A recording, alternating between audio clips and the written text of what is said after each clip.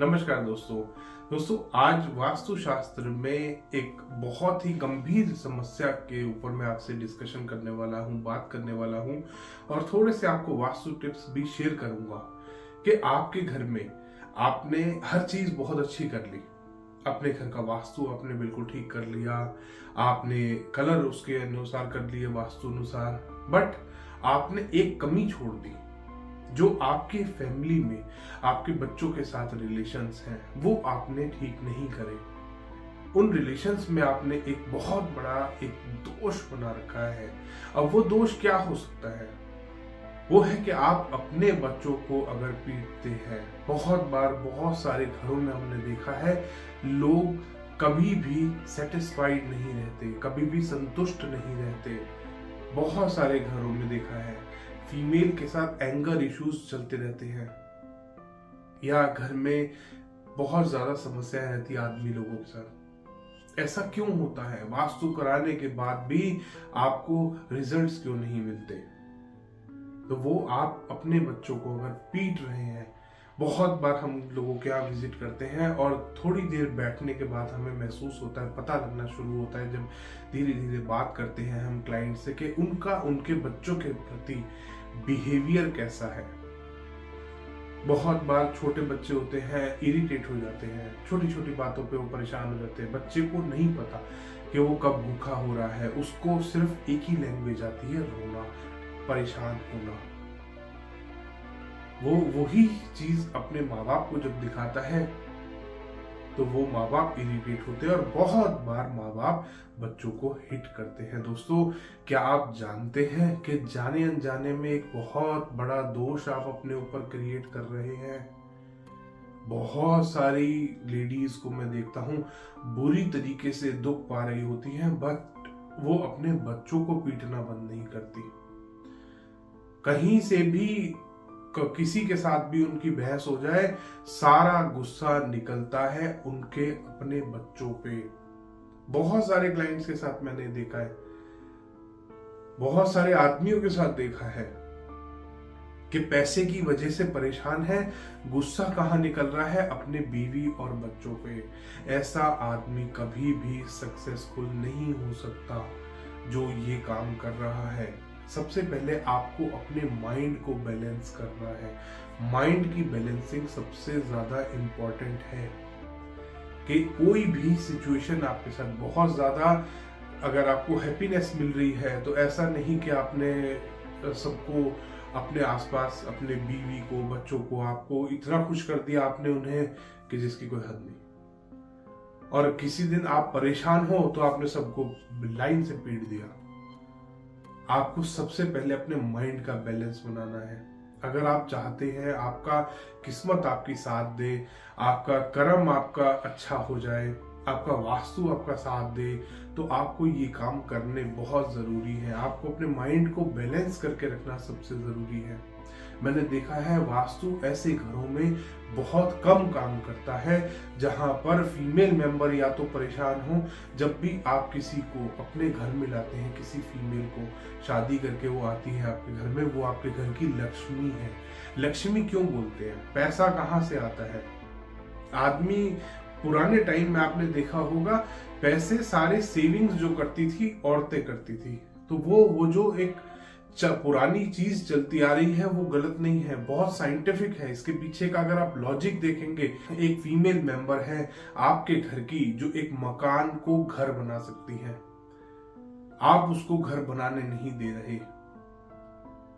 मैं देखता हूं अपने क्लाइंट्स के साथ, उनकी वाइफ को लाखों करोड़ों कमा रहे हैं, उनकी वाइफ को ये नहीं पता कि आदमी कितना कमा रहा है, आज इसकी जेब में कितने पैसे हैं।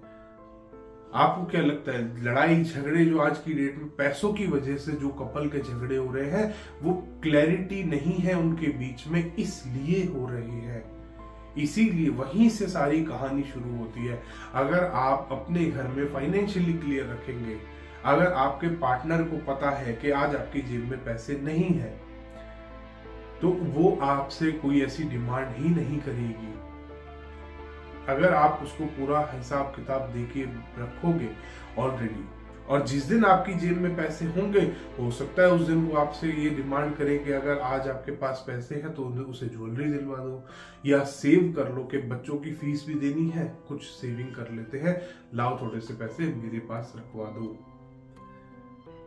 तो एक रिलेशन को बनाने या बिगाड़ने में आपका खुद का बहुत बड़ा रोल होता है। बहुत सारे घरों में देखते हैं, बहुत सारे घरों में हमें उनके इन लॉज भी मिलते हैं लोगों के। वो बताते हैं कि हमारी बहू 6 बजे नहीं उठती, हमारी बहू ये नहीं करती, वो नहीं करती। आप अपने आप को देखो, आपकी जनरेशन और आज की जनरेशन में बहुत फर्क है। उस टाइम काम डिफरेंट होते थे, आज काम डिफरेंट है। आज का लाइफस्टाइल डिफरेंट है, उस दिन का लाइफस्टाइल, उस टाइम का लाइफस्टाइल डिफरेंट था।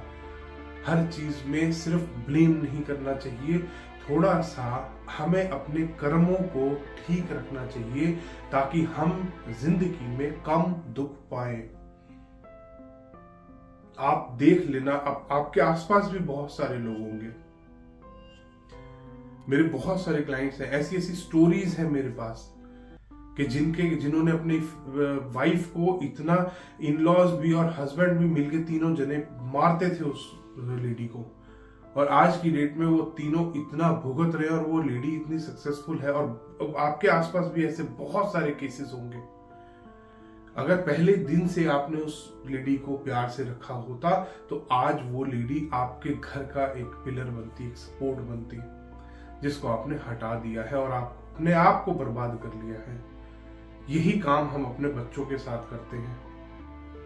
जो आज आप देखते हैं ना कि बच्चे साथ नहीं देते पेरेंट्स का, इसीलिए नहीं देते क्योंकि पेरेंट्स ने जिस टाइम बच्चे को नीड थी उस टाइम पेरेंट्स ने उस बच्चे का साथ नहीं दिया।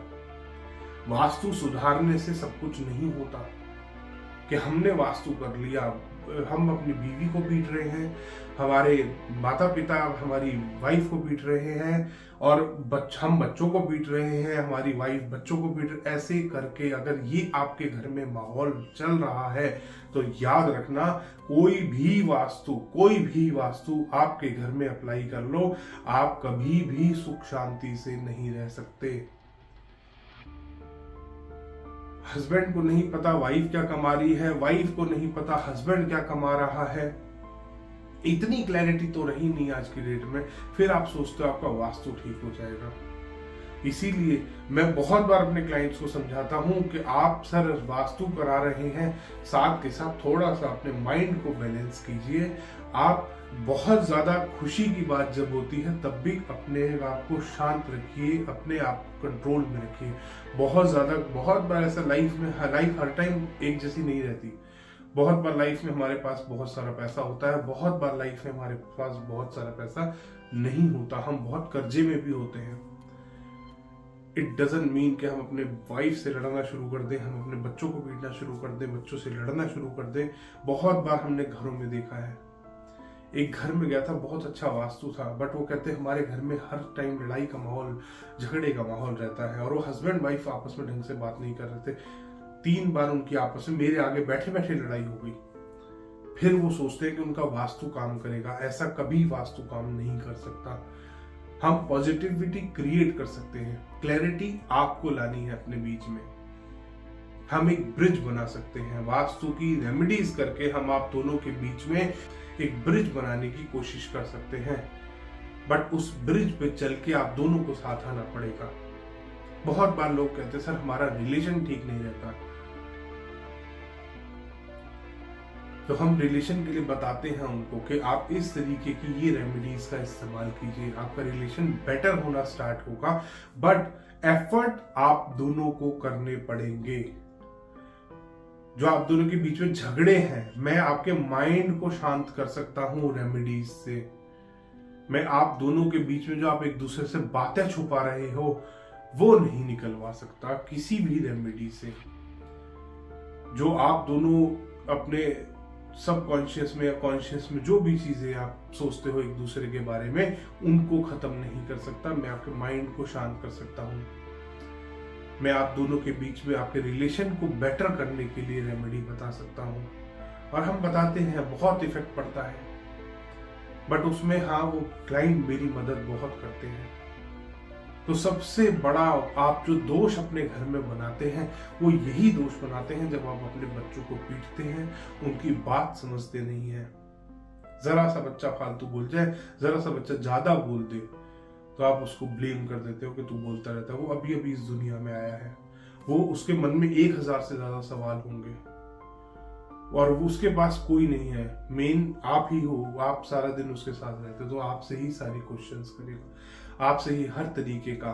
बहुत बार हमें भी लगता है जब मेरा बेटा मेरे से सवाल पूछता है, मेरी बेटी मेरे से सवाल पूछती है, मुझे लगता है इतने छोटे से सवाल का इसका जवाब नहीं, बट फिर मेरे को लगता है कि ये तो अभी अभी इस दुनिया में आया है, इसे कहाँ से पता होगा। बहुत बार मेरे को लगता है ये सवाल क्या है, इसकी सेंस बन रही है, बट मैं उनको बहुत अच्छे से बिठाकर उसका जवाब देता हूँ। आपको भी यही करना है। बहुत बार देखा होगा इन लॉज बहुत भुगत रहे होते हैं, बुढ़ापे में उनका कोई उनकी सेवा नहीं कर रहा होता। क्यों नहीं कर रहा होता? उनके अपने कर्म ऐसे होते हैं। आप देख लेंगे ऐसे ही लोग दुख पाते हैं जिन्होंने अपनी बहुओं को, अपने बेटे को परेशान किया है। बहुत सारे एग्जाम्पल्स हैं, बहुत सारे लोगों के घरों में हमने देखा है। एक क्लाइंट के यहाँ विजिट किया था, वो सास और बहू दोनों बैठी थी। जैसे ही वो सास ने भेजा अपनी बहू को कि जाओ बहू चाय बना के लाओ कुणाल कौशिक साहब के लिए, तो चाय बनाने गई, वो बहू की बुराइयां उसने मुझसे करनी शुरू कर दी। ऐसी ही औरतें दुख पाती हैं जो बहू को बहू मानती हैं। अगर आप उसको as a family member treat करोगे, आप उसके इमोशंस को समझोगे, वो किसी और घर से आया बच्चा, उसको वो वहां पर अलग माहौल में रहता था, आपके घर में अलग माहौल है, वहां पे वो बेटी की तरह रहती थी, वहां पर वो अपने फादर से कोई भी डिमांड रख लेती थी। आप उसको क्या दे रहे हो?